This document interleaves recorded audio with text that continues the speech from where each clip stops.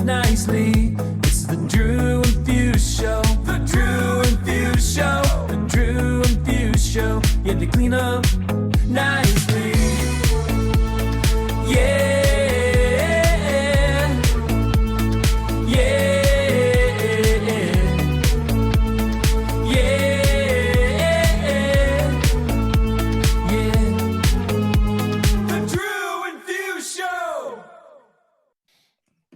Hello. We're back. How you doing? I'm doing great. Today is, I don't know what today is, but it's a light week for me, and that makes me excited. It's like having a vacation, mini vacation. It's Tuesday. It's Thursday. It's Friday. Oh, it's actually Wednesday. But It's Wednesday. It's Wednesday, my dudes. Well, thank you guys for listening that always tune in. We appreciate you. You can leave us a voicemail on the YOLO line. We got one from Digital Dave last week, so that was always good. It's always good to hear from Digital Dave. That number is 562-246-YOLO. Also, we have a couple sponsors. If you use the code Drew and Fuse Show at Direct Music Service, it'll get you 30% off your first month. Also, if you're on YouTube, look for the link below. If you're in the market for a photo booth, we have an affiliate link to the Photo Booth Supply Salsa booth. So if that's something you're interested in, check it out. Use our affiliate link. We'd appreciate it. It'll help support the show. Also, we are not sponsored by Liquid Death. Not sponsored at all. Not sponsored. But here we go. Soon to be sponsored, though.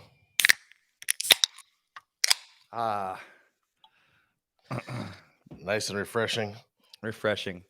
Yeah, we got a great guest today. I'm a big fan. I've always looked up to this guy as a DJ, and just he's a hustler, does a lot of stuff. He's the music director at Big Night Entertainment Group in Boston and Foxwoods. He's a teacher at the Berklee College of Music, teaches DJing and mixing and all that good stuff. And we'll talk to him a little bit about that today. He's a longtime resident DJ at the club Shrine in Foxwoods and one of the creators of the I Love Tuesday industry party. And it's got to be one of the longest running industry parties that's been around. He's played with artists like Tiesto and Hardwell and Diplo, Rick Ross, Chainsmokers, Cascade, Avicii, AM, LMFAO, Mustard, all the big touring DJs. He's done it with them. He runs his own business and events and photo booths. He is the other half of the creators of the Remix Report. So with that being said, please help us welcome DJ JD. Hey, thank you guys. What an intro. And man, I'm really rooting for you guys to be sponsored by Liquid Death. I'm like really rooting for that. Thanks. We appreciate that. We are too. We're speaking it into existence. We need free water in our life. It's one of those things I stumbled across their advertising, and we started this podcast, and I think all at the same time I was just inspired by it. So I think it's kind of taken on its own shape, and now we have people texting us about it. But it's why not?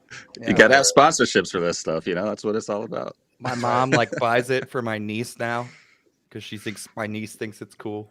So. I have not actually had it myself, but I have to go out and find it and give this thing a try. Yeah, the black ones are the sparkling, and then the white ones are just the regular water in a can. See, I just drank the regular polar soda water. I'm not that bougie, I guess. I got to get a little more bougie. I don't have the polar. I don't think I've had that polar. I gotta download. Oh my god, I gotta go grab some of that. Download the water off the internet, Drew. I'm thinking we're not that far away from that, right? I mean, it was in my head because I'm just thinking I buy everything on Amazon, so it's just like I gotta order it is what I meant to say. Well, I mean, you download the Liquid Death off the Amazon and it comes straight to your house. So yeah, exactly.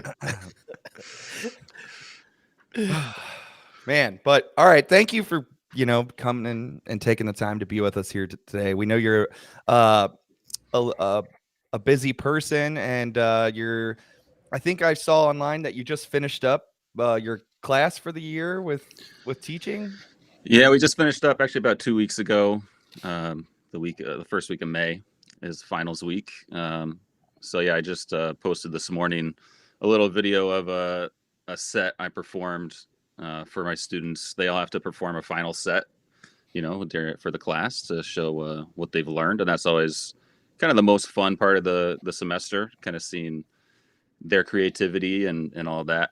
And I think it's only fair that I probably prepare something as well, since they're working hard at it, and kind of show them a little bit of what can be done, and try and do a fun set for them. So yeah, I just finally edited that together. I had recorded, set up a GoPro and recorded pretty much every time I did it for all I think 9 of my classes that I was teaching this semester, or eight or nine, and so I just edited all those together, kind of to make a fun video. So That's awesome. I'm actually curious. What's the syllabus, and what are some of the things you're teaching in this class?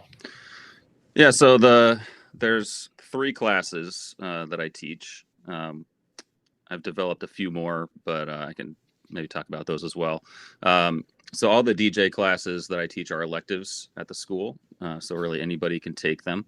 The first class is called Turntable Technique, and that's where that's kind of like the prerequisite DJ class that anybody has to take. The first half of the semester, they learn how to DJ on vinyl. So all old school. We have a nice vinyl collection in the class. They get to browse and dig through and find songs that they have no idea any of the songs that are there. Pretty much, they're not familiar with anything. So, are most of them familiar with vinyl at all? Very few. I mean, even their parents, like at this point, even their parents don't have vinyl. It really kind of twisted my brain a few years ago when I realized like they don't even have MP3s anymore. Oh my gosh! Like we're setting up their Serato. So the second half of that Turntable Technique class is DJing with Serato DVS on vinyl, and we'd be at that stage, and I'd be like, hey, yeah, so just load up some songs from your iTunes, drag some songs into Serato or whatever. And they're like, what do you mean? Oh we my gosh! We don't have these songs, and these are music students. These are people that are doing music for their life, So that just blew my mind. So then our second, are you just implementing Beat Source or like some of the streaming services to do it? So I end up kind of sharing some music with them on a Google Drive for them to start with, and a lot of them end up just ripping YouTube videos and stuff like that. Unfortunately, I do actually show them Beat Source, because we go through kind of all the streaming services and what's available in Serato. So I definitely talk about all those. But most of them are not really interested in going to that length at this stage in the game. Yeah. Hopefully they do. And I talk about different record pools and everything, obviously talk about direct music service and everybody else, but most of them are not really committed enough at that stage to go to that length of joining a record pool yet. Right. So I kind of give them a core group of songs that they can at least use, and then they can of course augment that with whatever they want to use as well. And you're teaching Serato, or is it any specific program? Serato mostly. In the second level of the class, which is called Digital DJ Technique, we start with Serato and CDJ 2000 Nexus 2s in HID mode. And then the second half of that semester, we do get into Record Box, since most of these kids, they're going to Berkeley for music production and things like that, where they want to be producers, they want to be on festival stages, they want to be superstars. So getting them familiar with what they're going to encounter in clubs and festivals and things like that, is obviously really important. So I definitely like to at least give them a cursory overview of that, since most of them are more in that like kind of EDM producer DJ realm. This is wild hearing you talk about this, because we were talking about Beat Source on the last episode, and I guess I didn't put it together. You're right. No one really has MP3s at all. Or, I mean, unless you're really on a record pull or digging, it's almost impossible to even find them anymore. It's hard to even buy them. Like for weddings, because I obviously do a lot of weddings.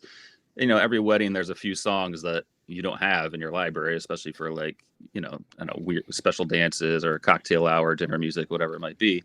So you always got to go look for it. I try and buy as much of that as possible.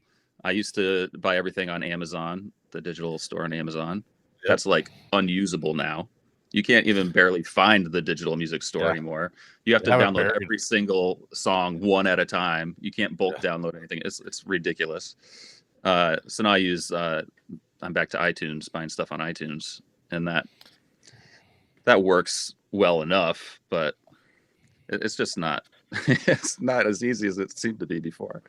Yeah. Wow. That's so wild. So anyways, I didn't mean to interrupt you. What's the rest of the syllabus, and how does it evolve throughout the rest of the semester? Yeah, so there is one more class that we teach as well, called the Turntable Ensemble. And that's where, you know, we get a small group of DJs, sometimes even with a singer or drummer or somebody, and kind of try and create some type of band environment with DJs, you know, obviously trying to be a little more scratch oriented, and just kind of layering loops and things like that. A lot of times it just depends on, that's kind of a more free form class where we just kind of work on, you know, what students are good at, and kind of just figure out what goes on, creating our own stuff, which is super fun. But so yeah, the other two classes, Turntable Technique and Digital DJ, are kind of like the core curriculum of DJing at Berklee at this point. And you know, we have a great DJ lab that was just updated maybe about, I guess, 4 or 5 years ago. They did a huge renovation at Berklee and gave us our own independent lab that it's stocked with CDJ 2000 Nexus 2s, DJM 900 Nexus 2s, the PLX 1000s. You know, it's really great. We have 8 student stations, 1 teacher station. So definitely, it's you walk in that room, it's like, you know, a DJ goldmine. It's so fun. That's amazing. That sounds fun. I wish I had that when I was going to college. I was taking like clay class, trying to make bowls. So that's cool. And how did you really get into this? I'm just so curious did you go to the school and, you know, go to them and say, hey, I got this idea? Or yeah, how did I finagle myself into teaching these DJ classes at the college level, right? That's a great question. I did attend Berklee. I graduated in 2005. I started in 2002. And, you know, when I first went to Berklee, I was DJing already in high school. Started DJing probably when I was about 16 or so, 98, 99 timeframe. And when I started at Berklee, you know, they have the student activity fair at the beginning of the semester with all the student clubs you can join. And one of the clubs I saw on the list was this turntable club. And I was like, dope. Like, I'm going to meet my people. Like, these are exactly the people I want to meet, because I really need to up my skills. I was all completely self-taught at that point, you know. This is, you know, long before YouTube is the rewinding the VHS tape days. And what I would do, rewind the battle sets, and I'm like, wait, he has his needles turned sideways. Why is that? And then why is the records taped? And I'm like, just doing it, trying to figure out what the fuck it even does. Yeah, like none of this makes any sense. I can barely distinguish what's even happening on that VHS. It's terrible. Oh man. So I go to the student activity fair, and there's no turntable club there. I'm like, what the hell? Like, this sucks. My people aren't here. What am I gonna do? So, you know, I took some initiative, went to the student activity people, and like tried to find out how I could get this club restarted. And so they helped me out. I had to get a teacher advisor rather, to kind of oversee the club. So I discovered this teacher, Steven Weber, who actually wrote one of the first books on how to DJ called Turntable Technique, the Art of the DJ. That was a book put out with Newmark. It's got a big blue cover, came with a pair of records. So he wrote that book and was just about to start this DJ class called Turntable Technique at Berkeley, which he had fought really hard to get that started.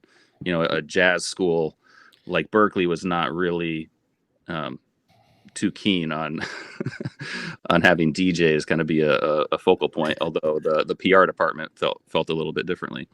So he ended up starting that class my second year, and I became the teacher's assistant for the class since he knew me from the turntable club and all that. So I got really tight with him, and kind of watched how he was teaching that class. And then when I graduated, he asked me to teach their summer music program classes. I did that for many years, and then when he actually transitioned away from Boston, went to start the Berkeley Valencia, Spain campus, I took over his classes at that point. That was probably about 10 years ago.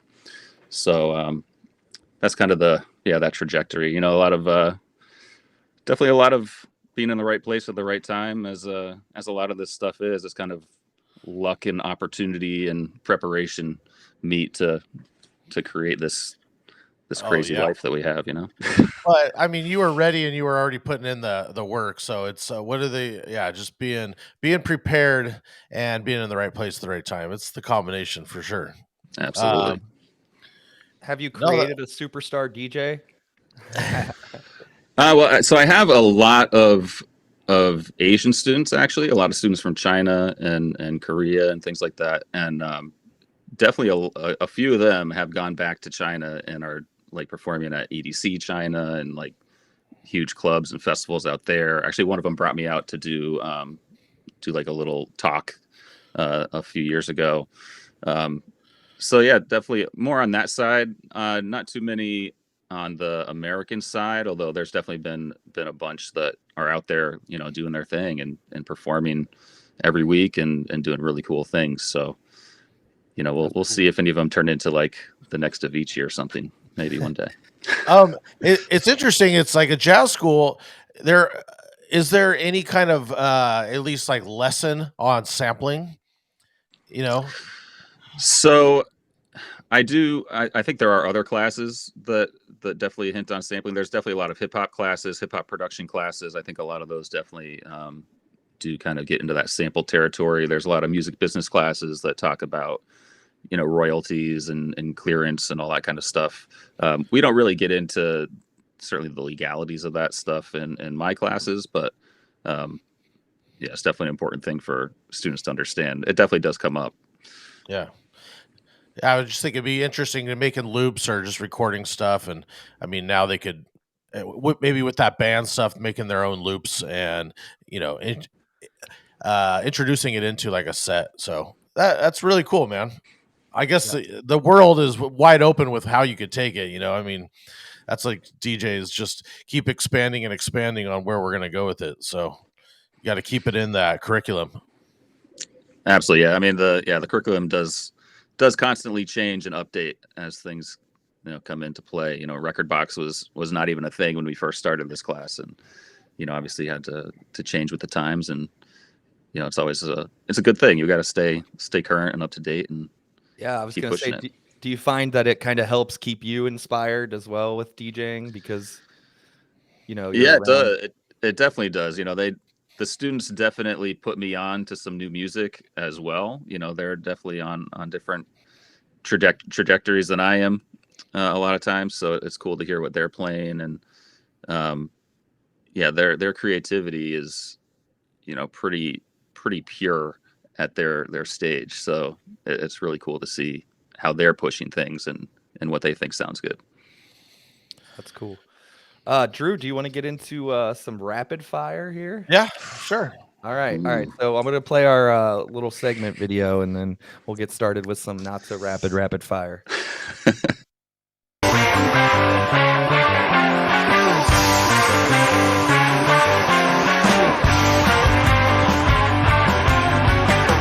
It's now time for rapid fire. All right. So you guys got the best jingles. I love it. High end production. So the last thing that you listened to recreationally, either Spotify or vinyl or whatever. So yeah, when I would listen for my own listening purposes, I pretty much listen to this drum and bass playlist on Spotify called the is it the IDF? I don't know. Let me pull this up real quick. Because I think like you guys might have been hinting at on one of your recent interviews, UKF Drum and Bass Top 100. It's just a dope playlist on Spotify, and you know, when I'm listening for my own pleasure, it's to hear different things that I'm not listening to on a weekly basis. So definitely things that are a little outside, a little different. I'm gonna pull that up. I haven't checked out drum. I love me some drum and bass. I haven't listened to it in a while. Has it evolved much since, I guess the 2000s? Yeah, I mean, I was not huge into drum and bass. Yeah, and around that time, I definitely came across some of the more popular tracks and things like that, and kind of enjoyed them, but it was definitely a little more than I was interested in at the time.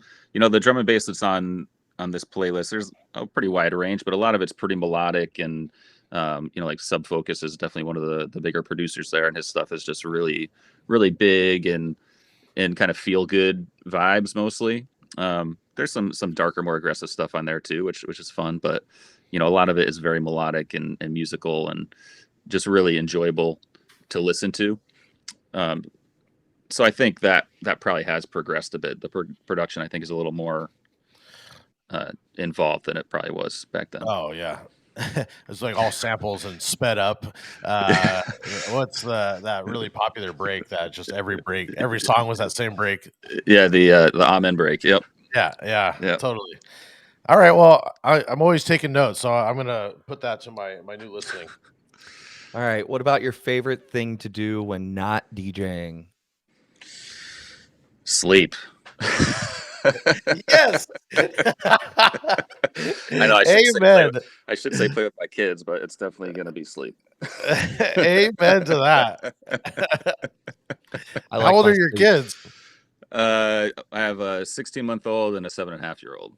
So oh wow, keeping us busy for sure. Yeah. What's your favorite remixer or producer? It doesn't have to be like editor. Like it could be like whatever. I'm gonna go, I guess, kind of semi-mainstream. I'm gonna go Skrillex with that. I think, especially obviously when he first came out, was pretty groundbreaking with the dubstep sounds. I definitely really enjoyed that.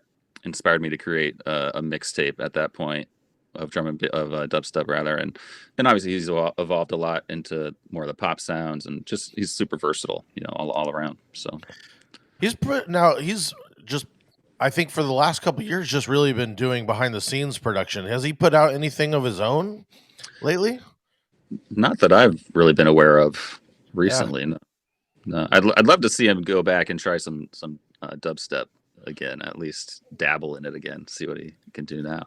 It would probably work again, like if he did something, kind of with that kind of same sound. I feel like all that stuff's cool again now. So, but yeah, he should do like a Scary Monsters 2022 revamp or something. Totally, totally. Have you got to open for him or play with him or be at the club one night when he was there? I have gone to see him twice, but I've never gotten to play with him. He's one guy that I've always wanted us to get at Shrine, it's never worked out.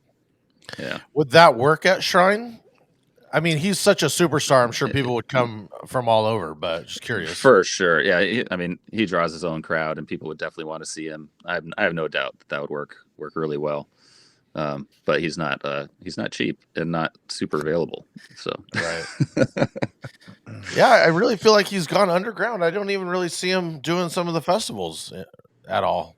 So I don't know. That's on my note list. Look up Skrillex. Yeah, maybe he's on doing some covert stuff to come out with. I know he was producing the last thing I saw, he was producing like somebody's like hip hop record. He was like one of the producers on it, but I can't even remember who it was. Yeah, I feel like I saw something like that as well. He does everything now, which is Yeah, he's one of the few who can get away with it. Yeah, that's what I would want to do. I would want to be the guy that nobody knows that can go to the grocery store still. I cannot be bothered. I think everyone knows who he is. The haircut. He got Skrillex hair. Wasn't there like a meme for a while? Girls got Skrillex hair. There's like all these girls with like Skrillex haircuts. Anyways. What's a popular song that DJs should be playing out, but you refuse to play because you hate it or it makes you cringe? You have any that's just a personal you won't do? And the chicken dance, I definitely won't play.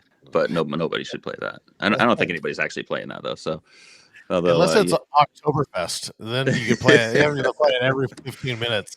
And all my wedding clients are always scared, like I'm going to play the chicken dance or something. I'm like, why is this even still a thing? Like that we're talking about. Kids don't know about MP3s yet; they still know the chicken dance. Yeah.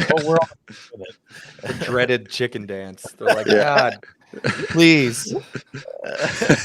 I don't know. There's not really too many more that, I don't take too many hardline stances like some other people that are talked about frequently. I'm pretty, if it gets people enjoyment, then I'm fairly open to play most things. Every now and then there are songs that kind of come across. You're just like, I really don't feel like going down this route, but that's pretty rare, I'd say. I'm right there with you. And I had a wedding this weekend, and the mom of the groom came up, and this one's on my do not playlist mentally for myself. But she was like, "So how much sooner are you playing Rock Lobster?" I said, "Huh, interesting." You don't get a Rock Lobster request unless they're gonna go out and do the dance. So I'm like, "Mom wants it. Here we go." And it was. I mean, they had a whole circle going, and mom's doing the clam, and dad's on the ground. I'm like, this is amazing. Yeah, I mean, I guess in the past, there's been similar songs like that for me. Like ABBA Dancing Queen was like, do not play ever. Yes. This record is dead. Yeah. For forever. Like YMCA, dead. Yeah. And now those kill. It's crazy. It's absolutely crazy. It is so weird to think like 10 years ago, like the stuff that we were like, exactly like you said, you're like, do not ever play this. Like, don't do it. And now it's like, no, we want that. And it's like, and then they're like, but don't play Bruno Mars because that's cheesy. And I'm like, or they're like, play ABBA Dancing Queen, but don't play Celebration. Yeah. Yes. And you're like, but these are like kind of like the same thing to me. I don't know. I can't distinguish the two that much. Yeah, I had no hip hop recently, but I played the YMCA twice because they kept coming up and asking me for it. So, hey, who knows? Wild times. Yeah, wild times. What's the best non-curse word, one-word insult? Oh, I should have been prepared for this because I know. I've heard you guys ask this before. You put me on the spot right now with this one. It's a tough one. People always get stumped by it, but maybe it's something you whisper under your breath about your students. I don't know. I can really come up with a really good one for that. A non-curse word. Yeah, I think I'm blanking out on that. Clown. Nerd was what? Nerd. See, I asked my son last year. He was like 6 at the time. I asked him if he knew what a nerd was, and he didn't even know what that meant. He didn't even know what a nerd was. So I was like, what are you kids learning in school these days? You don't even know you're so sheltered. You don't even know what a nerd is. Like they're giving out awards for everything these days. Like, come on. It used to be the biggest insult, Nerd and nerds and dweebs and. We haven't had dweebs ever before. If you want to run with that, let's go with dweebs. We'll go dweeb. All right, it's a pretty it's a classic throwback insult. Yeah, that's a good one too. I like that. Drew and I keep saying we're gonna make when we start our merch store in 2035 when that finally happens. That we're gonna have a T-shirt with all the one-word insults on it from all the different DJs and what they've said. So that's the plan. I love that idea.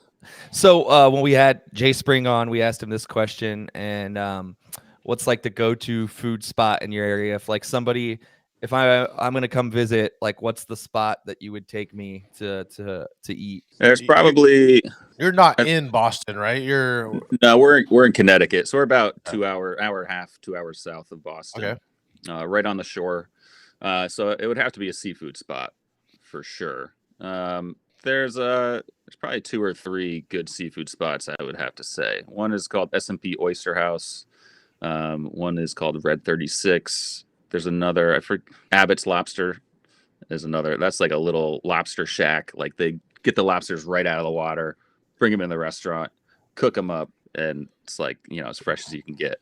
You hear him crying in the hot water, Yeah. screaming. Yep. The louder, the better.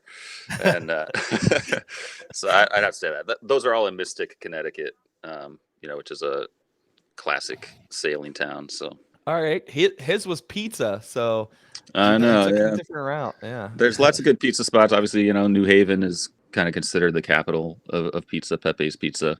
Mhm. It's definitely good. I'm like a thick crust guy than that thin floppy stuff. I don't know. It's good. I can eat it, but not necessarily my preference. I had a lobster roll recently. I was in Atlanta or outside Atlanta, and is it something that you would get at this spot? Some kind of lobster roll, or is it just you're getting a lobster bucket, or what is it that I need Lobster rolls are probably the most common form. I mean, you could get the whole lobster and like break it apart and do the whole thing, which is a huge mess. I think a lot of people go there, they just want to get that lobster roll, have it nice and easy without the mess. Well, and they gave it 2 ways. It was one was cold, and then the other one was like heated up with butter. And heated with butter is the way. For okay, sure. Yeah, that's the way I got it On a toasted bun. Miss out. Yeah, so good. Yeah, so good. I need to hunt one of those down because that's what I'm craving for lunch. Break out your pocketbook. They're probably like $80 now. They got hit with the the supply chain shortage. yeah, they got hit with supply chain shortage. There you The go. lobsters did. Yeah. Yeah. They all got COVID. Yep. The lobsters are in lockdown still. All right. What's a most memorable night in the DJ booth for you? Do you have a memory that comes to mind? Yeah, one that I tell many people is kind of like the height and kind of, I don't know, it was all downhill from there. Was really my first night opening at Shrine, which was May 17th, 2008. I want to say 17th, 18th, and it was opening night. My first time playing at this amazing new nightclub, and AM was headlining, and it was my first time opening for him, which was like, all of our goal at that time. Yeah, like he's the GOAT, and having the opportunity to share the stage with him that night was, man, that was it. What was your mentality prep? Riz was there too. It was sick, just so good. Yeah. My mentality was don't fuck up. My mentality was pure fright, and just try not to fuck up in front of this guy, because are you trying to impress them, or like doing some custom remixes or custom shit that you just pulled out? Or yeah, that was definitely at the height of me doing mashups and remixes and things like that, and I definitely was. I wanted to impress, but not overdo it. I didn't want to push things too far and fuck up by trying to over impress, but still definitely wanted to try and flex a little bit. So I don't remember exactly what I played or anything. I don't think I recorded that set, although I'll have to go back and double check the archives. But I definitely played a bunch of custom edits and remixes that I had, and I think just try to throw down a good vibe for the club, And his set, do you remember anything from his set? It was classic AM. He did the Wonderwall thing. He did like all the standard AM routines, and I was just in awe watching that live. It was so cool. And where do you think people at that time were they hyped to see him Because I remember when he came to Cincinnati, people were hyped for him. I think they definitely were. It was a combination opening night of this brand new club, which was people were super hyped about that to begin with, and then him there to play. Yeah, there was a lot of hype around that night for sure. I mean, I think it was in People magazine and like all sorts of stuff. It was definitely talked about pretty widely. I see you got the AM Dunks in the background there. Oh yeah, I got those. Yep, for sure. That's I got the pair that I wear upstairs and the pair that I don't right there for sure. So I was just gonna ask if you wear them or not. Yeah, and then those ones here are from his collection. Okay, nice. And then I have those ones are the premieres that came out at the same time as the AMs too. So I'm not a huge sneakerhead, but just enough to be a little dangerous. That's cool. I have a pair from his personal collection too. It's just a pair of Vans. I wasn't balling out enough at the time to buy some of those shoe prices. We're going. It was crazy amounts. Yeah. There's still some on eBay right now that like people are selling like from the collection. The one is a pair of like Dunk Highs that is listed for like $25,000 on there. Wow. From his collection. Yeah. Wow. Yeah. That's wild. Yeah. I wish I could pay that. Yeah. I don't think that's ever going to be attainable. No, I'm positive I don't have money for that. Yeah. What is a piece of advice you would tell young DJ JD if you had to like go back and is there anything you'd do differently? Don't be afraid to stand up for yourself more. I think would probably be the great biggest advice. thing. I think you always hear, when we were young, you always hear how the music industry kind of like takes advantage of people, and like you have a wide view understanding of what that means, but you don't have like that macro view of how it's really affecting you in your everyday life. And I think we're all kind of scared to ask for that raise, ask for more money, be afraid to lose a gig because we want to ask for what we think we deserve. And I think having a little more of a backbone in some of those situations may or may not have been helpful. Who knows? Maybe I would have lost a lot of opportunities as well. Who knows? But I'm sure, when one door closes, one door opens. So I don't think losing some of those opportunities is necessarily the worst thing in the world because other things come along. It makes you hustle. It brings out that. Yeah, at least for me, anytime that happens, it's like, well, fuck that. Now I'm all angry, and now I want to like try harder and like go after shit. So, and it actually feels good. Like those moments, they drive you and they push you to be better and to try new things and reach out to people you haven't talked to in a long time or lost touch with or meet new people. All good things in the grand scheme of things. So, not being so afraid of that stuff would be my advice. Do you have a weird or random Serato crate name, like the most random one in your Serato? Ooh. Let's see. I have a cool and interesting crate of just random cool things that I come across that don't really fit anywhere else. I guess that's not too out and when there. do you go into that? When do you go into that? I haven't actually really gone into it yet. I started that, I think, last year, just as kind of, if I ever live stream or something and I'm just looking for weird stuff that no one else is playing that I think is kind of cool, maybe go into that crate then. Yeah. I have one for weddings called Time Wasters, which is all instrumentals that I can use during like downtime transitions, like between the first dance and toasts and things like that. I like that. I need to make a list of something like that because I've been trying to, someone's coming up for a speech. I call them up and it takes forever for them to walk. I'm trying to throw something in there, little walk up music. Yeah, the Time Wasters for sure. And in Serato, I started putting emojis in some of my crate titles to make them a little more recognizable as well. So that's I think a fun thing to do. Makes some of those crates a lot quicker to find. Is, I have is millions one of of them crates. a lobster roll? Not yet, What- but All right. How many songs do you have in Serato? Are you like a hoarder, or do you go So through your music?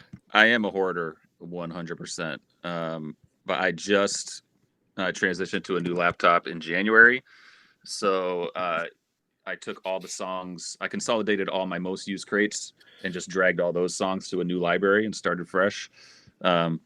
Which means that I still have where's the number? If you highlight all and drag it into a crate, then it'll show you the number. That is it. Yep. 1 second here. It's taking a moment. And I had, before I transitioned, I had probably over 100,000 songs on my drive. It was a 2 terabyte drive that was completely full. For External? Sure. External, yeah.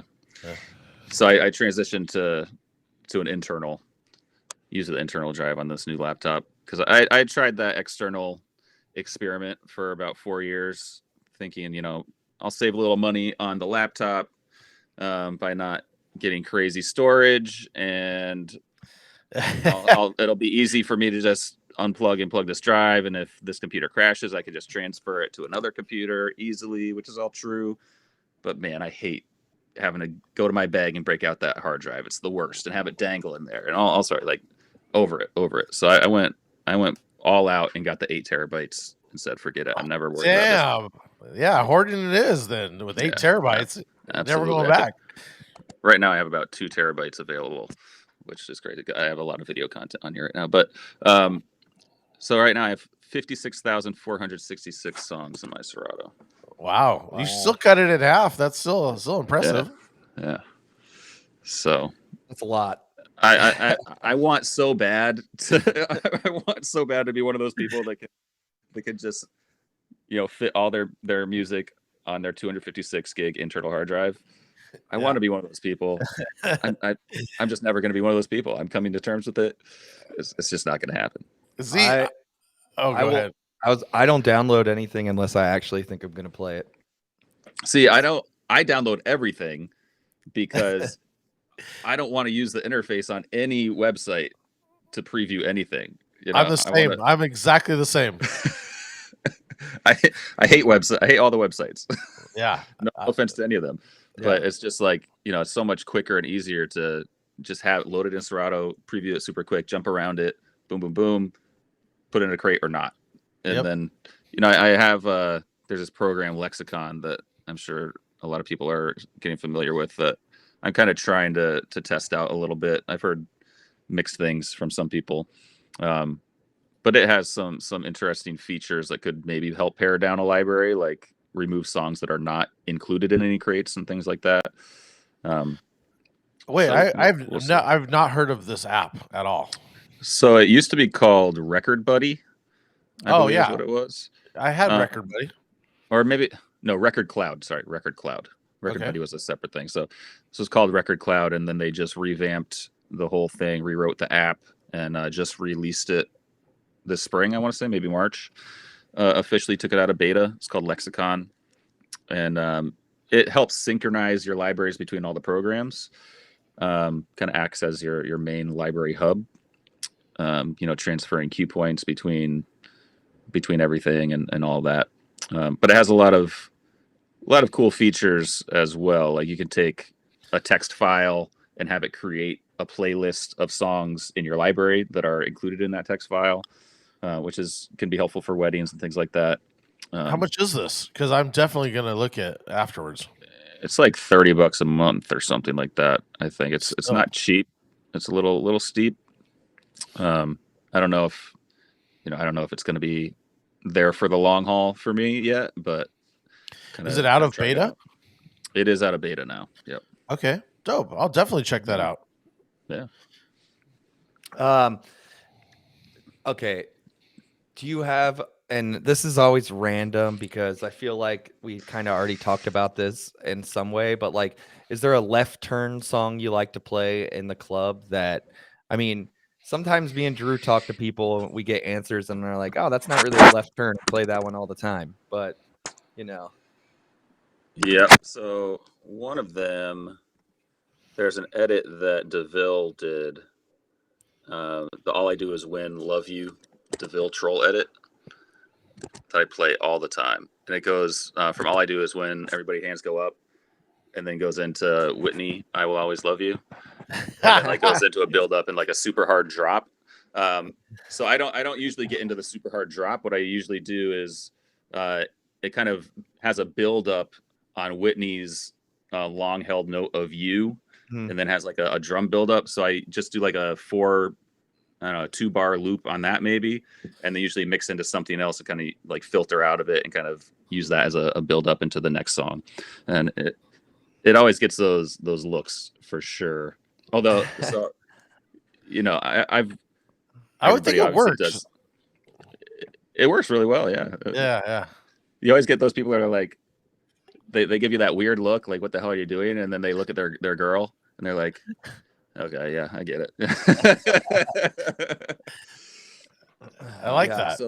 So that, and then you know, everybody always, of course, is doing some kind of turn down for what transition, which for years I've been doing that into Wannabe by the Spice Girls, and that's always super fun. So turn down for Wannabe. Yeah. That's I'm cool. gonna I have some video of it for sure somewhere. I got to try and get on some Nick Spinelli level and see if I can post something that goes viral with that. We'll see. Yeah. There you go. Are you on the TikTok? I do have a TikTok, and I think I did post a few DJ blends over 2020 when that was like a thing DJs were doing heavy for like 3 weeks. Yeah. And yeah, I haven't really touched it since. Although I hear that's where it's at. Yeah. Yeah, I go down the TikTok rabbit hole and I'll be sitting there scrolling and scrolling and scrolling, and then next thing I know, it's 3 days from now. Yeah. That's me with Reddit for sure, you know. Oh, it's just as bad as Reddit. It's like the funny or the meme column in Reddit is what I TikTok deleted my Reddit because for that reason I was like, I cannot. This is just out of control. It's crazy. Yeah. Okay, this is one we're gonna start asking. I don't think we've asked it fully yet, but do you have a DJ horror story, like a story from a night gone bad? It could be club, wedding. It could be anything.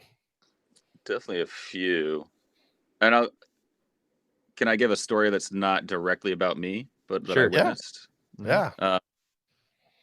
So we've had Steve Aoki at Shrine many times from when he was still playing on a MacBook, like that first year we were open, and all the way till last week when we had him. And you know, he's always been big on the production and is definitely one that has always pushed us to up our production game at the club to stay up with his rider and stuff like that. So CO2 obviously has always been a big part of that. And we've always had a CO2 gun in the DJ booth. And he was playing, this was maybe 9 or 10 years ago, actually. It was quite a while ago, but he grabbed the CO2 gun and started shooting it around. And next thing you know, his hair is coming out the front of the CO2 gun because there's a little air intake on the back of the CO2 gun. He was like waving it around, going all crazy. His hair got sucked through the air intake on the back of the gun, and his hair was coming out the front, and it was frozen inside the gun because the CO2 froze in a ball inside the CO2 gun. So he's sitting there. He's like, he didn't really know what was going on at first. And then he's like looking around. He's like super pissed. He's like so mad. And like, I'm like right there, like trying to figure out what to do. And like, there's like 5 people trying to run around, figure out what to do. And some people are like saying, go get scissors. No, like, no, fuck that. He's like, fuck you. No, he's touching my hair. That was not an option. Finally, someone came with hot water and dumped it on, and it melted it enough to get out. And he kept the show going, but you could tell he was not in a good place for a little while after that. He was pretty upset with that situation. He didn't just jump in one of his boats and hang out for a little bit. Right. This was around those times when he was still doing that. Yeah, I mean, man. So that's one that I always get a giggle about. That's 'cause wild. Yeah, that it's is so wild. crazy. Well, your hair to just break off inside the gun. It'd be sad. Man, if his hair was actually damaged, he probably would have sued us. I don't even know like what would happen. Well, that's his like brand, Yeah. right? He has that shirt where it's just his hair. Yeah, 100%. 100%. That is wild. That's super wild. You said you just had him on last weekend? Is he still on Serato? No, he uses record box with sticks now. Okay. He was on Serato for even when he kind of transitioned to being full EDM, he was still on Serato for a little bit. But they ended up starting to have trouble with Serato and SL4 boxes and stuff like that, and they just all transitioned to sticks. Do you run into that issue at the club With Serato? do you have to open up with a record box? I've heard some people come with a writer that say they don't want any Serato DJs before because they don't want to deal with it. I have seen that. Anytime that I'm opening up for any EDM act, I'm always opening on sticks. I'm past that point of trying to force the Serato thing on those nights. Those nights you're always pretty sure what you're going to be playing anyway. I already have kind of crates set up for that stuff, and it's also fun, to play without that screen in front of you. It kind of brings you back to the classic old school days, and so I always enjoy doing that. Do you use like a Record Buddy style program to switch over those playlists, or do you just go all in on the record box and just create them from scratch? Yeah, I go all in on record box itself. I usually kind of create a large playlist in Serato first, since that's obviously like my main library. But you can just drag songs from Serato into record box, and it just makes them into. That's what I've done. So it's really easy. And then in record box, you just got to go through and add some cue points. Do a little more organization maybe. Record box is really good on the organization side. I always use the star system. I use to indicate energy level of songs, so I'm making sure that I'm progressing the energy in the right way throughout the opening set. And I really wish Serato had some of those organization features. Someone was just hit me up about energy, using the energy, tagger, and mix or whatever it's called. But how do you use that? I always turn it off just out of pure naiveness. So, and I don't use that energy tag. Okay. I just use the stars. So like 1 star, 2 star, 3 star, 4 star, 5 star. Gotcha. Okay. So like 1 star would be like the super chillest song. Like maybe you play right as the club is opening, or even before the club is open. Like 2 and 3 are like kind of the groovy kind of pick up medium energy, low energy stuff. 4 is kind of the peak opening set stuff that's not quite maybe almost verging on going too far, but not too far. And then 5 is like the peak hour kind of stuff that you really wouldn't want to touch in an opening set. So we've been talking about opening for all these DJs.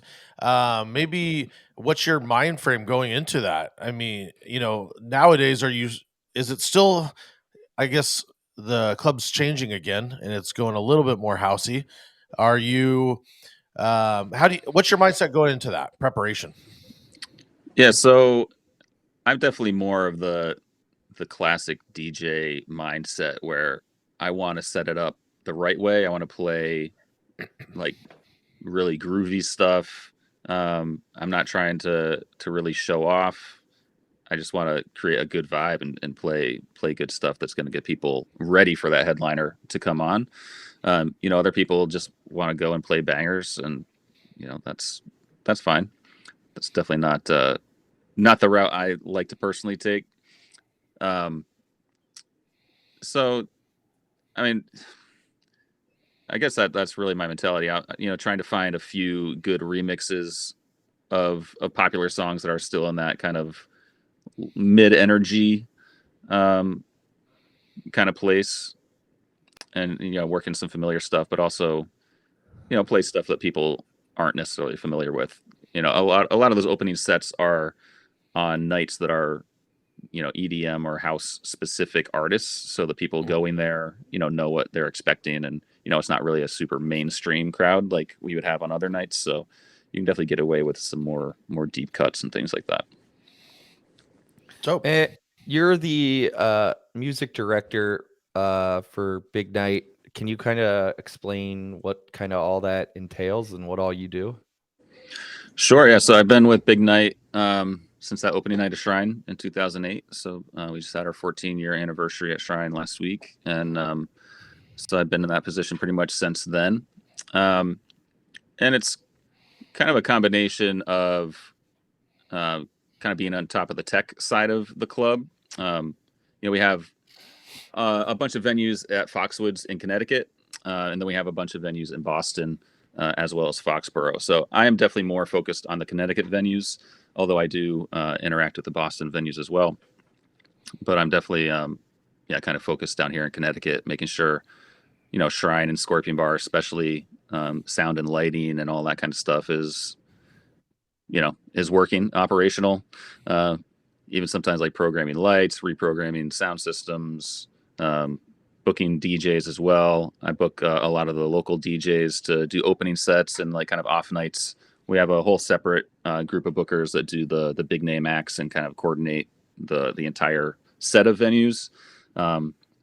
So yeah, it's kind of a bunch of that type of stuff. And then opening and playing when I can. Although these days with the wedding side of the business being so crazy, I really have not been playing a ton of club gigs lately.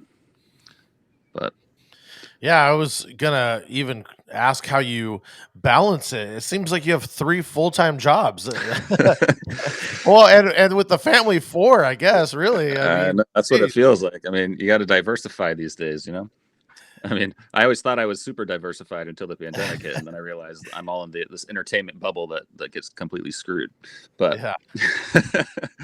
I mean, the Big Night side of things, a lot of it I can kind of do remotely at this point. A lot of the scheduling and kind of just admin kind of work can be done remotely. I'm really just going there to put out the bigger fires when that's necessary. Try and be there on the bigger nights that need that extra person on hand. Our biggest party, that I Live Tuesdays party that you mentioned in the opening, which has been going on for almost 14 years now, is on Tuesdays. So, there's not usually too many conflicts with my schedule on those nights. So that's a night I'm usually more involved with. Whereas like, Friday, Saturday night, I'm usually not able to attend those nights unless I'm actually DJing. But we have a great team there that, really is able to handle most of the day-to-day stuff at this point. So I kind of get to oversee from there and just kind of work on some of the big picture stuff. That's cool. It seems like you guys have like a pretty good group of DJs too, that have kind of all been around the block at this point, and in the game for a while. So yeah, we definitely have a great crew, and a lot of that comes from Boston at this point. They've done a really good job of kind of fostering young DJs from the Boston scene, and they've all started as great openers and are now kind of transitioning to more headlining roles, and it's really cool to see that progression. And maybe when us old guys finally hang up the hat, they'll get some more shots. We'll see. Have you given any of your students a shot coming open? Is that like if they get a straight A, they can go audition? I have had a few students open for me a few different times, and that's always super cool to give them that opportunity. Not all of the students that we have are really interested in that part of of DJing. A lot of them really just want to headline. They're not really trying to work their way up. But the ones that are willing to put in that work, I definitely, try to give them a shot and kind of see what's up. We have actually at one point when our club, the Grand in Boston, first opened, we actually did some of our final DJ sets at the Grand that semester, which was pretty fun at some cool. class. So, yeah, I would definitely like to do more things like that to give students the chance to really play in some of these real nightclub environments. But the logistics of making that happen can be a little challenging at times. I can only imagine. Let's do a segment and then we'll come back because I want to talk about your wedding company and just the transition into that. But let's change up a little bit.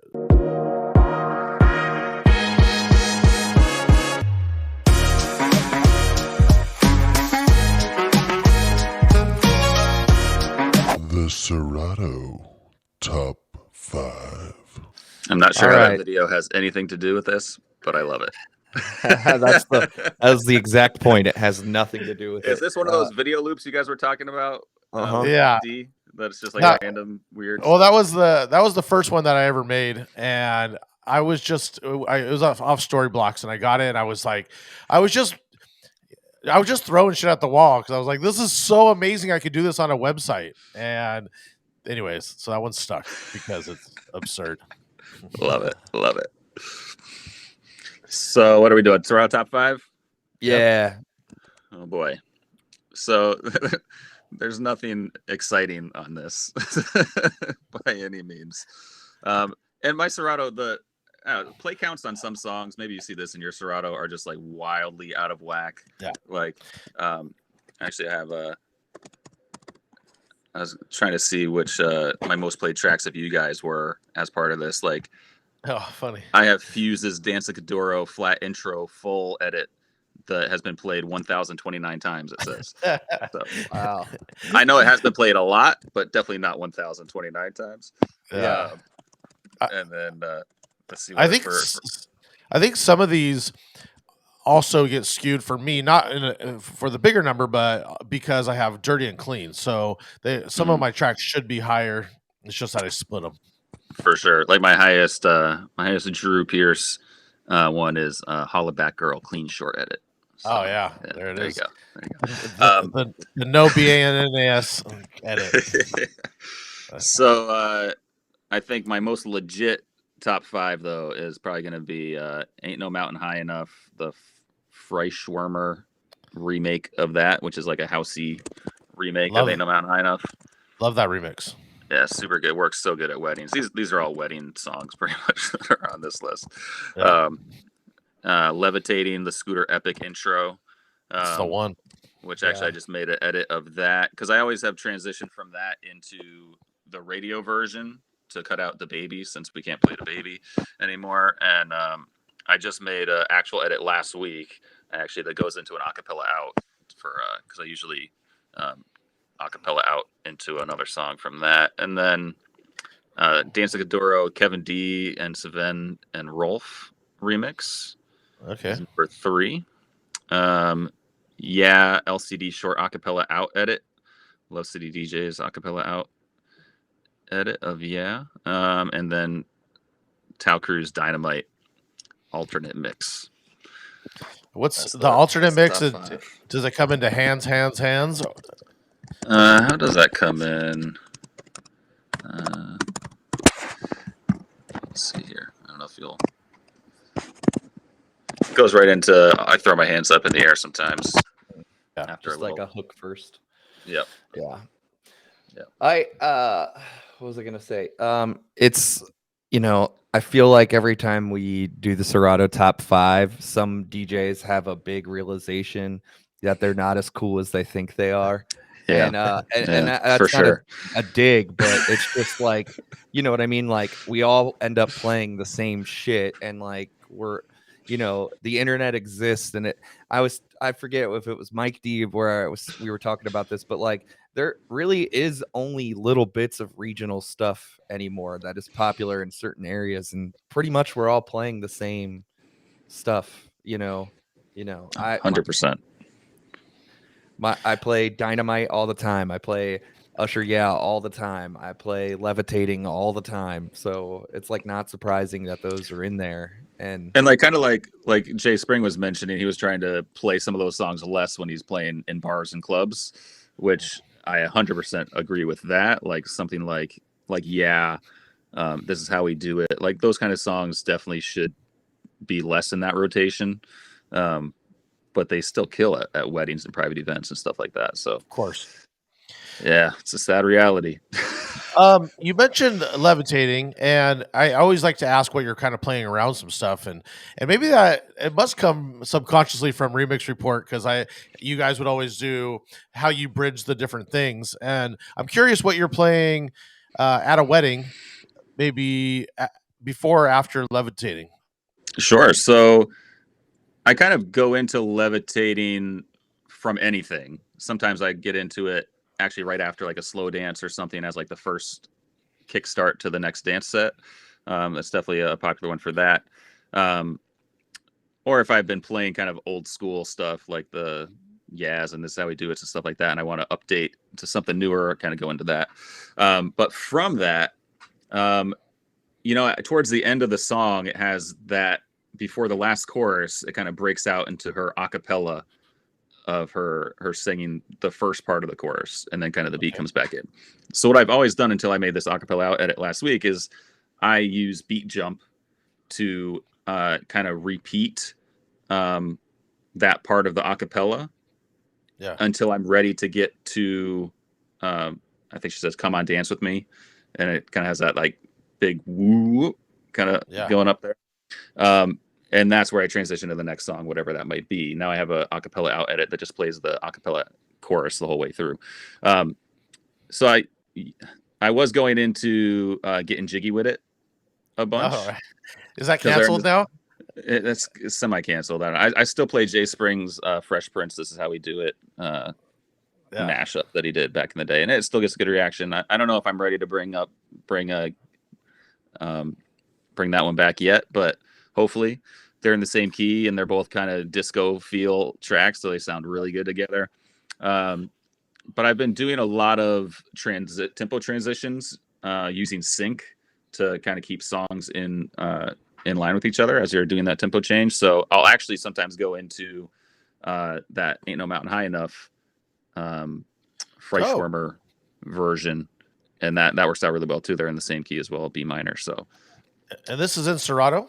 So to do that I've never done. I've done big tempo transitions just down, like into like I actually use that levitating. I'll transition down because it's just acapella out, so you can kind of fade down. But to have them synced up and going, and I'm just so naive to sync. So to have them synced up, you just got to really match up the grids and make sure that's all lined up. What else? So what sync does essentially is it's just tying the tempo of your two tracks together. And there's different ways you can kind of use sync, but the way I use it, it's really just tying the tempo together. You still have to kind of line up the grid and all of that, make sure that the actual positioning of the tracks together is still correct. But if you move the tempo of one track, the other track is going to move at the same ratio. So, what I'll do is I'll slow down Ain't No Mountain High Enough to probably like 105 or something is usually where I would be playing it at. I'd slow that down to 105. Once that is matching the levitating tempo, I would turn on sync at that point. And then I would, over that acapella out, I would move that tempo up until it gets up to 128 or 124, somewhere around there. So it's hitting that 124 right at the end of the chorus, and it goes right into the Ain't No Mountain High Enough verse. And then at that point, I would turn sync off because I'm not going to be using it from that point. But for those tempo transitions, sync is super cool because you can do all these new mixes that we could never do before, unless you were trying to use both your hands on both the pitch sliders, trying to keep things. That was a nightmare. So, all this technology, when used the right way, I think is amazing. It's people that use these things out of pure laziness that we get into issues, but those are, I guess, the whole sync thing is another whole topic, but yeah. I have nothing against it. I'm just too dumb to practice it. I love how you just explained it. That's great. Which for all of our listeners that weren't aware of Remix Report, he just explained it right there in that little description. Like that was what you'd go to, and he'd explain that little process. So that was dope, man. Thanks, man. Yeah, I've been wondering because I've been wanting to get, you have that up tempo disco, and I've been trying to figure out ways to get down tempo disco. So I gotta just mess with some sync. Yeah, like getting from the 128 kind of disco stuff down to like Staying Alive and that all that kind Exactly. of stuff. Yeah. Let's- I usually use actually 24K Magic a lot of times. Yeah. I'll use for that. Yeah. There's a few transitions, pre-made transitions, or I'll just do the same kind of technique I was just mentioning to get down to 24K, and then a lot of times I'll go from 24K Magic into Staying Alive. There's a blend that I play all the time. I think Rocket Scientist might have actually done it, of Staying Alive over 24K Magic. Play that. Awesome. That's probably one of my most played tracks for sure. Yeah. And then I go into this. I only play that for a short period of time because I go into this Teddy Bears Electric remix. Staying Alive? Oh, yeah, I like that one. Yeah. It's my go-to for sure. I was gonna say, I think you're the first person that we've had on that's actually said, one, they use sync, and then two, explained it in a way that actually like makes a lot of sense of how to use it properly. Nice. These teaching skills are coming into yeah, I was just gonna say, yeah, you would think you're a teacher or something. Hopefully, people can follow along with that. That's excellent. I think it's great. Sync is one of those things that's a little tricky to understand without really getting hands-on with it and playing around with it.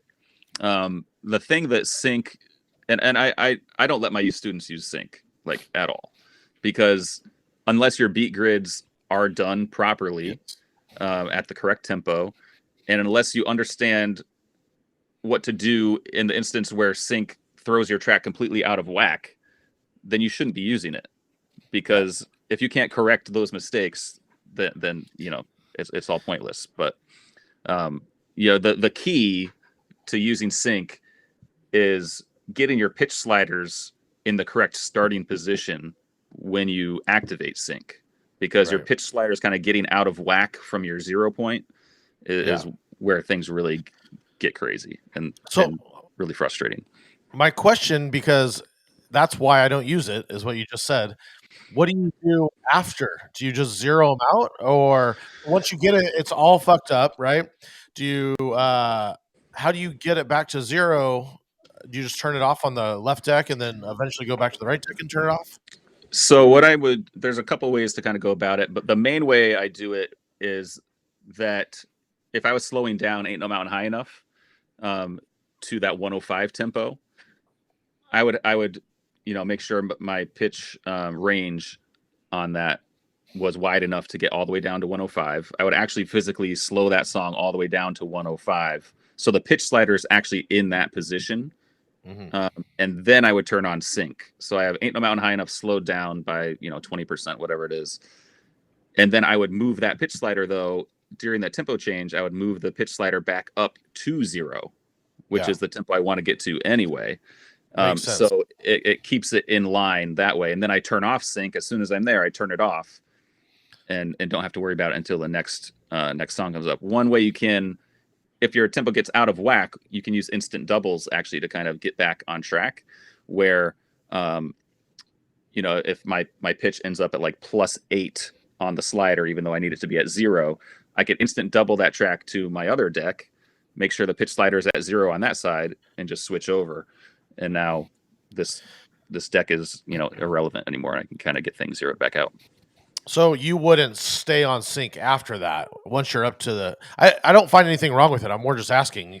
You're just using it just that trick, and then you're done. You're back to what it is. Exactly. Yep. Yeah.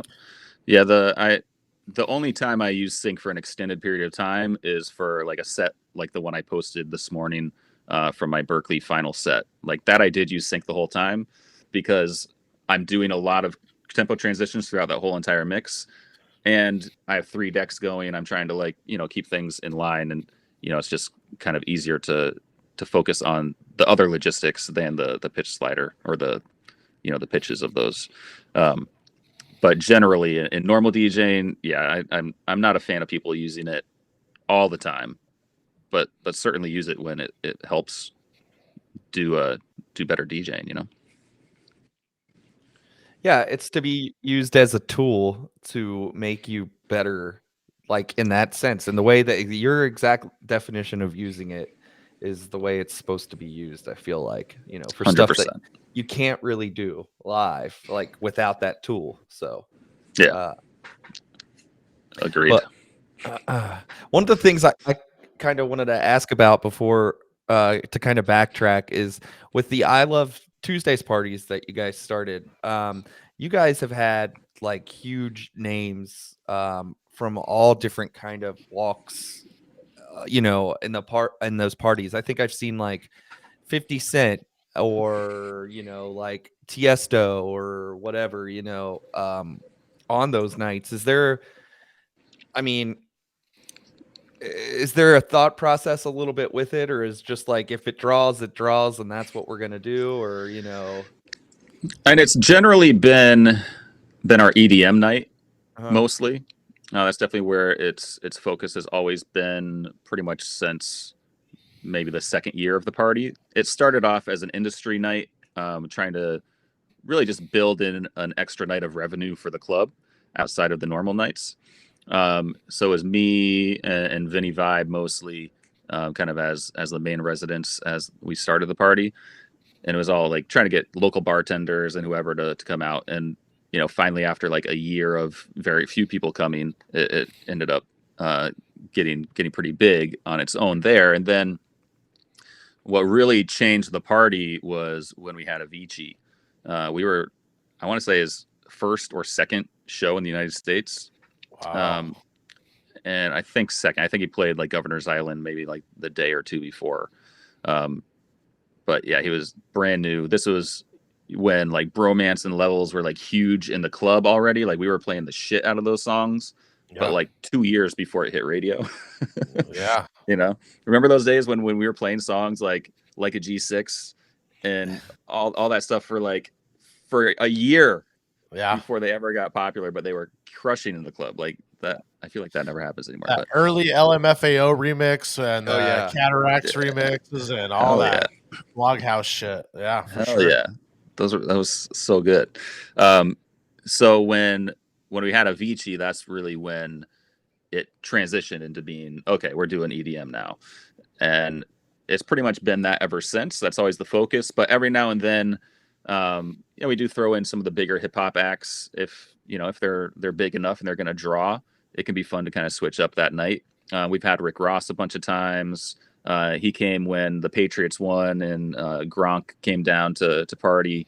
They all partied together, and there's some interesting stories there, like Rick Ross throwing up on the stage and continuing his show. He actually talked about that on a podcast I heard one time. It was freaking disgusting.